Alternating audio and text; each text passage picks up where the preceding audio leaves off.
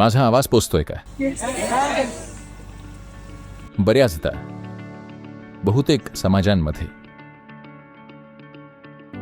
आध्यात्मिक, तुम्ही जर म्हणालात की तुम्ही आध्यात्मिक मार्गावर आहात, तर ते विचार करतील की तुम्ही बावलट आहात.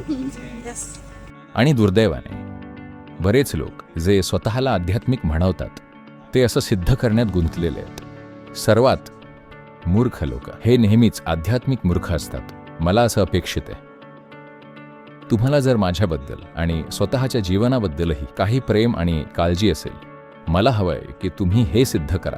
ह्या पिढीतच आपण हे सिद्ध केलं पाहिजे. अरे ऐका, मी अजून सांगितलं नाहीये काय ते.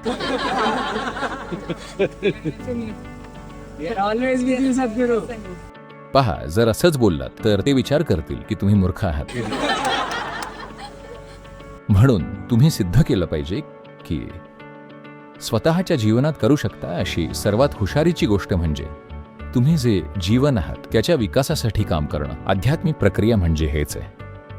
आध्यात्मिक प्रक्रिया ही स्वर्गात किंवा नरकात जाण्याबद्दल नाहीये. आध्यात्मिक प्रक्रिया म्हणजे हे समजून आणि जाणून घेणं की दोन्हीही स्वर्ग आणि नरक आपल्या आतच घडतात. आपण त्यातून काय बनवतो ही आपली निवड आहे. तर तुम्ही हे बोलून सिद्ध नका करू, तसं जगून सिद्ध केलं पाहिजे.